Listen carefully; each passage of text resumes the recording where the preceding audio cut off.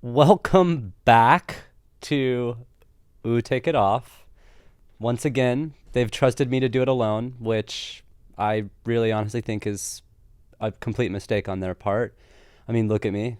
I do sort of look like the the male bride of Frankenstein, which would make probably Frankenstein would have just been a better thing to say there, but hey, that's okay. It's my show. I can do whatever I want. Today unfortunately Brooke is out sick, so it's me, and I don't know. Millie is out. Millie's been arrested, so who's to say really what happened there? I will not be bailing her out because she knows what happened. She knows what she did. It's nearly Halloween, so I figured kind of dress on theme, all black today. You could say I don't know. I guess I'm gonna go male bride of Frankenstein, but I don't have the hair. Although I've been wanting to do something like that with my hair. I think that'd be fun. I think I could pull off like a gay high wig. You know what I mean? Something about that just feels like it really fits the face. That's what they always say. A hair should frame the face because hair is the frame of the soul. I have a few things I want to cover today. I'm not exactly sure how I want to go about it because I do technically have to do beauty as well. And that's not something I know a lot about. I mean, I am a natural beauty, but that's not technically something I know a ton about. Um, I have one thing really to report, which is Kering is selling its beauty business to L'Oreal for a whopping $4 billion. Um, I can't wait. I mean, really, we should FaceTime. If I thought Brooke was able to FaceTime, I would FaceTime her in. We'd see what she had to say about that. But I just thought I needed to tell the people because breaking news or not breaking, I haven't been told. Nobody really keeps me up to date on that stuff. Fashion's sort of my go-to there, but that's okay. I would love to know what you all are going to be wearing for Halloween. I have a couple of different options. I know Brooke and I wanted to do Michelle Lamy and Rick Owens because I would make a perfect Michelle Lamy. And then I also wanted to do American Psycho because, I mean, for better or for worse, slick back the hair and put on a pinstripe, and I've got the costume. It's kind of an easy one, which is nice. I for such a long time was doing like really out there, sort of weird, esoteric costumes, and I get sick of answering questions. I was the devil one year, but I just put on all black and wore a hat that said the devil, which I was actually pretty happy with that one. That was a pretty good one. I do want to be something recognizable this year. I was Nicole Kidman from that AMC ad one year, and actually I take that back. That was one of my favorite costumes ever because, again, natural beauty. So me and Nikki, that's what I like to call her, close friend of the pod, looked on. I mean, people kept coming up to me and saying, "Where's Keith? Where's Keith? Where's Keith?" And I said, "Please, no pictures." Or I can't really do her accent all that well. Um, I really almost just did the accent from Brave, which not Nikki Kidman, unfortunately. Her and Keith separated. I know Brooke and I talked about that, but I still cannot believe those two Australian beauties are no longer together. Um, but yeah, I can hop into fashion. I think that's fun. We can get back to the pop culture end of things because I have so much to say. Um, so I think the two things I was really most excited about this week, and then there's some tangential, tertiary, secondary stuff, was Hermes appointed Grace Wales-Bonner as creative director, creative director of menswear, which I do think that it's sort of I don't know, an audition for her to take over the whole house. Um, Pretty incredible. I think Grace is what a great choice. She's got such a cult following. She has such an eye. I think she's going to be great. I think her own work is so stunning, and she so deserves this. I know her name has been talked about a lot in terms of in this big like shakeup of creative directors. Where was she going to go? Because everyone thought she should be appointed somewhere. She should be appointed at a house that's going to fit her. And I remember reading an interview where somebody had asked her like if she had the opportunity to be the creative director at one of these houses, like what would be the dream? And she mentioned Hermes, so really exciting, really, really cool, very historic. She's the first ever black woman to lead a major international luxury fashion house, being English Jamaican, which is pretty, I mean, monumental and sad that it's taken this long. She has such a, I don't know, I'm really interested to see how she's going to take, because obviously she's succeeding, and now unfortunately I did not look up the really proper correct pronunciation of Hermes's past creative director's name. I'm going to say Veronique Nishanian. Cannot wait to get yelled at about that. And she was with the house for 37 years, which is insane. She will present, just want to make sure I get this correct, reading off some notes here, her final collection for the house in January of 2026, which will be her 38th year, which a lifetime. It's incredible. And it's also incredible to have remained relevant and interesting and in touch with her clientele and the women that buy Hermes. And she's just kind of been like it was like a Karl Lagerfeld sort of figure, like a lifetime appointment. I think what like a lot of people thought Alessandro Michele was going to be to Gucci, she has been to Hermes. I'm surprised she's stepping down. Maybe it was just time to step down. Sometimes you want to be done with the work, and she's said a lot, and what she's said has been fantastic year after year. And I think even more recently, she's done wonders for the house. The clothing has been beautiful. The accessories are incredible. She's just a really fantastic visionary to lead that house, and I think it's in really great hands with Grace. So I think that's someone you don't really need to worry about passing the baton off to. I do think Grace's style is really different. I'm very interested to see where she's going to take Hermes. I'm really interested to see where she's going to take the accessories. What does the Grace Wales Bonner Birkin look like? I mean, come on. I've got to know.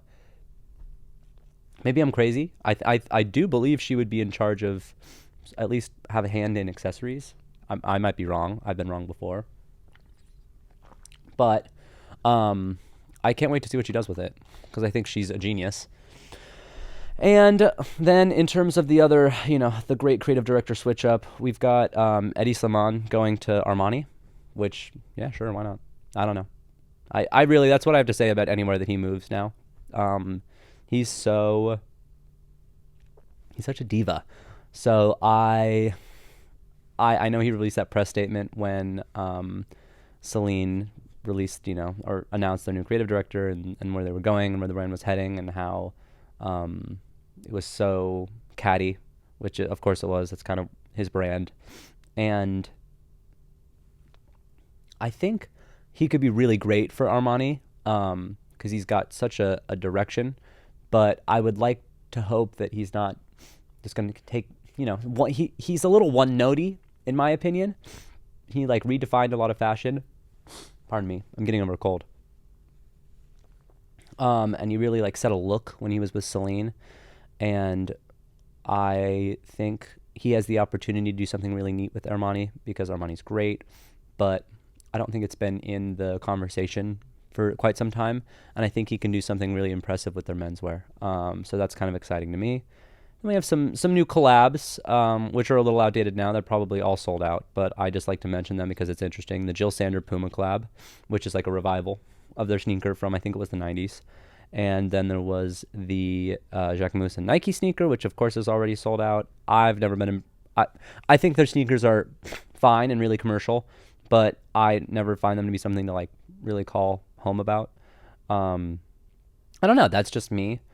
I think it's interesting, but Jacquemus is kind of very reductive. So and I like to say earthy or granola-y in a French way. And so the sneaker itself is a little plain, which is fine. And obviously it's sold out. It's sold like hotcakes.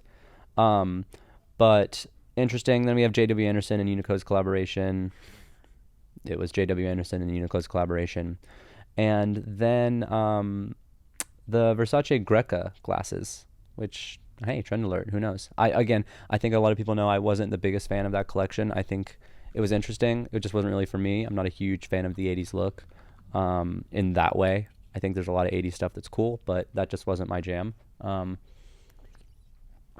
then something I do want to talk about a little bit more is the H&M collab with Glenn Martens, which one of my favorite fashion content and insider folks, Amanda, or whose Instagram handle is London Girl NYC, I think. I want to make sure so that I don't mess this up, because if you don't follow her, you should follow her, and I know that I've mentioned her on the podcast before. But She had a lot to say, or maybe just, a little bit to say, but I thought it was saying a lot. Amanda Murray, but her handle is, oh, no, she's changed it. Amanda Murray. Go follow Amanda Murray. I think it's a little cheap and it's a little disappointing to see. Basically, I mean, the visual's really cool. He had like Richard E. Grant and a bunch of other folks, and they're just sort of wearing like re-released staples from his time at Y Projects. It doesn't really feel new, which is a bummer. And also, I'm a little sick of the fast fashion collab, which I think was some of Amanda's point. Is, Glenn Martins is so talented and accomplished and has a following. And what is he saying with the H&M collection? It doesn't really feel like much, and it doesn't feel like closing a door to Y Project. It just feels like, hey, these were things that I did that sold well. You can now buy them for cheaper and for poorer quality. H&M has a history of collaborating with like high fashion houses, and the stuff's very covetable. But I think it's a little disappointing. And I understand. I think I would agree with her. Then we have, of course, Jacob Elordi looking really stunning in some of the new Celine, which of course he does. That's kind of his style. Very reductive and simple and tailored and clean. He makes sense. I would be a little shocked if they didn't try to get him to be a brand ambassador. Like he has. I don't know if Bottega has like soul right over that 9-foot tall gentleman, but he looks great in it, which is not surprising. He kind of would look great in a burlap sack. And then we also had, Stellan Skarsgård doing all of that promo for his new fetish movie, which they've been leaning into the fetish wear of it all. And he was in that Ludovic de Saint-Cernin look. And yeah, it was more like risque, and I think that was obviously that was the point. I don't know that I loved it. It wasn't my favorite thing I've ever seen anybody in. He's really adventurous with how he's dressing, which is really fun. It's fun to see someone not take themselves so seriously and kind of wear whatever. He was in those Saint Laurent riding boots that like go, I think they were past the knee, which I did not like, but it's fun to see someone wear them. And I know that, who was it? Pedro Pascal also wore them. He looks a lot better in Hyder Ackerman. I'm very happy he's been in the new Tom Ford. I was not liking whatever was going on with his stylist before. The new Tom Ford's great. He needs to stick with the new Tom. Hyder knows how to dress men, and he knows how to dress men like in a very chic, flowy, kind of Tom Ford 90s Gucci sort of way, which makes sense as to why he took over Tom Ford. And then to pop culture, which I'm very excited about this week. GQ released a list of the 50 most stylish people alive. So they say. I'd like to go through that list because I have some editing and auditing to do. But, all opinions. And before I get there, I have some other things I want to cover because I think this could take us to the end. Katy Perry and J. True, Justin Trudy, T. Miser, T-Man, Canada's Heartthrob. What the fuck's that? My mom, of course. Thank you, Mom. She's not dead. I was just pointing up because she's like a godlike figure. She sent me that on Instagram and said, I shit you not, love her to death, was convinced it was AI. And I was like, oh, they got her. They duped Ma. And it was not. They actually are apparently dating. Why? I don't understand. I don't get it. She miffs me. Her press team's really just kind of bent. I would love to know who's doing her PR because I feel like they're in a state of hell at all points in time. They sent her to space. She kind of did her thing in space. And now she's doing Canada, I guess. I don't know how that's going to pan out. I can't wait. I'd love a play-by-play, a minute-by-minute. I am going to be introducing a feature of the episode, Trudeau Watch. Just kind of checking in with them, seeing how that's going, because the people want to know, the people have to see. And then there was the Louvre heist, which when's the last time you got a good old-fashioned heist, you guys? That was some Ocean's 13 bullshit. I don't know if I'm just the only one who's been watching. This is kind of like my, what was it, Malaysia Flight 474, 390, 329, 445, you know what I mean? 212. that flight that disappeared. This has become my Malaysia disappearing flight because I've got to know what's going on. I know latest update. I know you're all really concerned. Breaking news: they've got 2 suspects in custody, and wow, I. By the way, trying to flee France, which yeah, but like I really hope they didn't catch those bastards at the airport because what the you guys, that's how they get you. It's not a landlocked country. Take the train, babe. Take a car. Army crawl. You know what I mean? What are we doing? But like this, I have to remember these are the same people who pulled up a electrician supply truck or like the the Razy cart sort of situations and just smashed the window.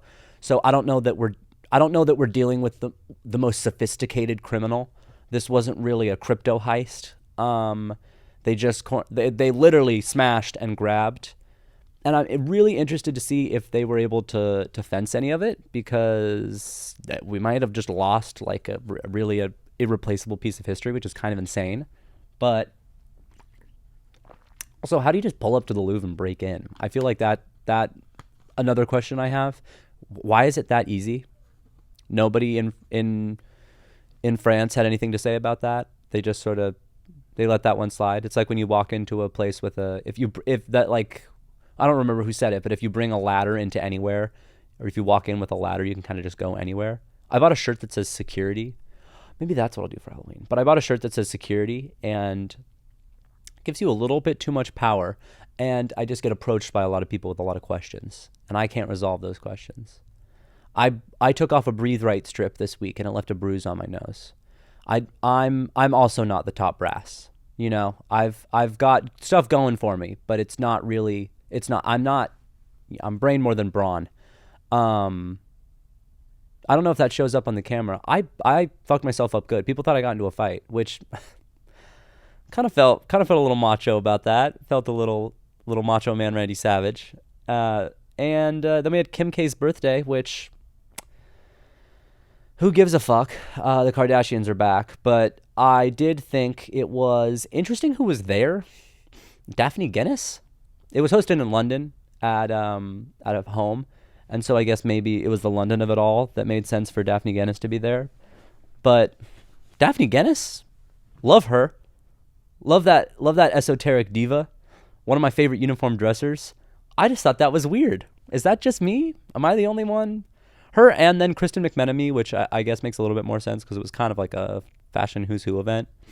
I thought Kim looked a mess. I did not like either outfit she had on. I don't know if that was part of the theme. But, all of you need to take a moment and go and look at Kim K's stylist because it just looks like a different font of Kim Kardashian. It is so odd. She's had the same sort of like work done. Pardon me. But I don't know. I don't know what's going on there. It's a little ooky spooky witchy. So that's something that's interesting that I did not know. I didn't know who Kim's stylist was. So you learn something new every day. She seems like a nice gal. Her Instagram's real curated. Pretty fun. She's definitely more into like it's Kim K's stylist. She looks exactly how you imagine she'd look. I mean, there's not really much else to sell there. Then, to everyone's most exciting piece of the week, it's time for the list of the 50 most stylish people. And give me half a second because it is sort of Grandpa Cooper trying to pull this up. But I do think this is going to be worth it because some of the entrants on this list I do not feel were, how do you say, worthy. But, it's opinion. And I do think it's a little bit of a cop-out that they did 2 people who like work at GQ. I mean, I guess you know them, so you feel they're more stylish, but maybe let's be a little real. All right, for one of the first people on the list, Zoe Kravitz. Yeah, couldn't agree with you more. The coolest. I feel like kind of just a walking mood board for people. It's really simple and reductive and sensual. And why is her hair always wet? But that's okay. She's someone who's like.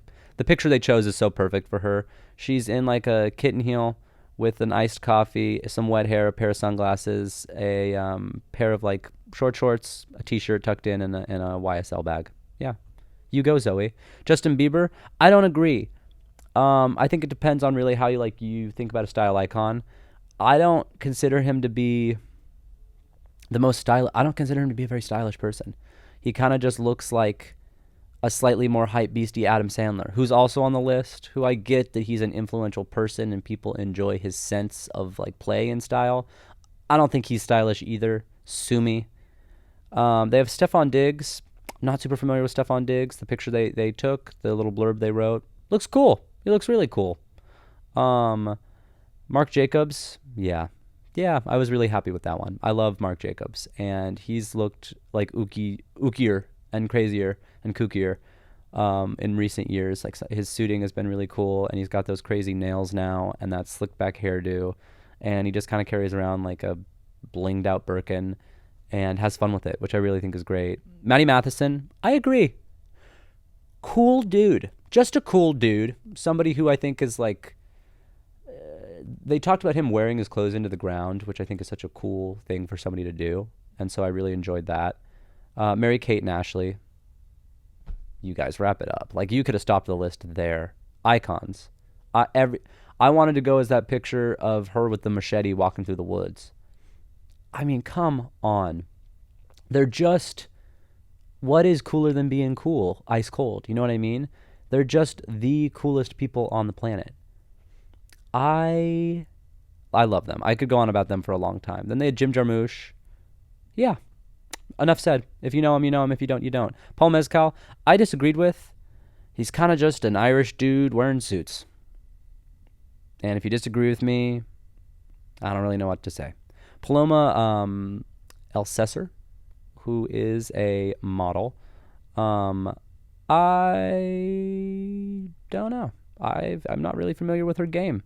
She's just sort of in like the West Village uniform in the picture that they chose, which is blue jeans and a white top. She's got a fur coat over the top of it, but like, whoop-de-doo, you know what I mean? So do all them.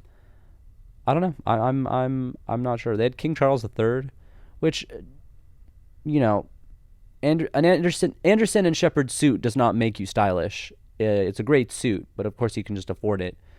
I think he just looks like a royal. I think that was kind of a cop-out answer. Personally, not a big deal. Nick Cave, can't say I'm familiar. Dude looks cool. Liked the pic they took of him. Steve Harvey.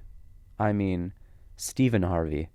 He's looked really sick recently, and I know he changed up his stylist and has been wearing some more out there clothes and like suits that aren't just like oversized nonsense suits, like suits that are really chic and fit and tailored and fun. And he's been choosing some interesting brands. He looks awesome. I think that's an interesting and fun choice.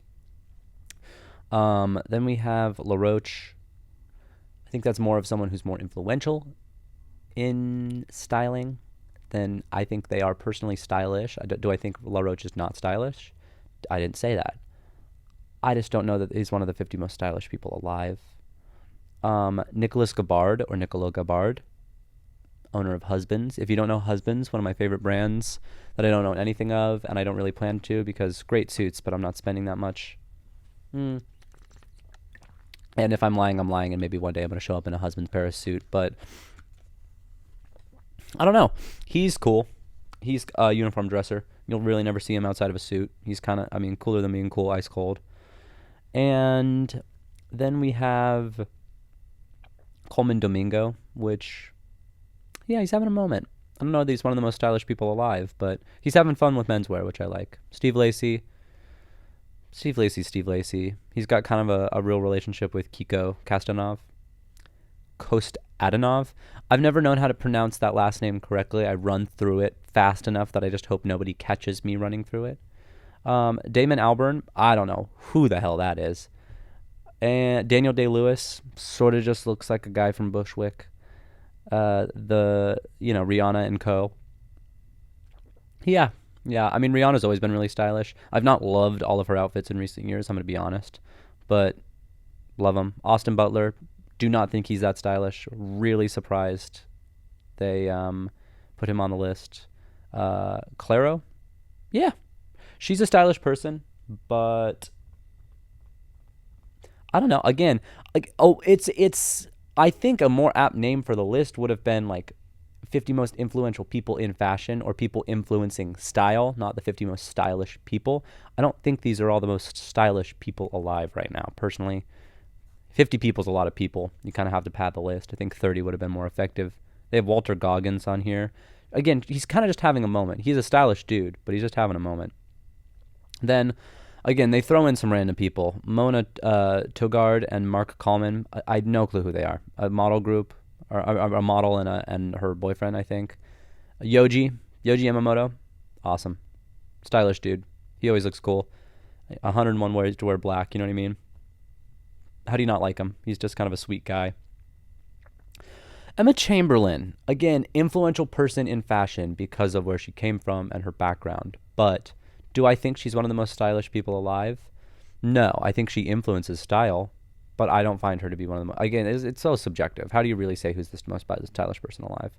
Jeremy Irons, he looks wild as hell in the picture they chose. I'm happy. He looks a little Victorian, which I can't say much about that in what I'm wearing today, which I forgot to tell you guys what I'm wearing today. I've got on a pair of my favorite cowboy boots, my Lucchese boots, some Isabel Marant jeans.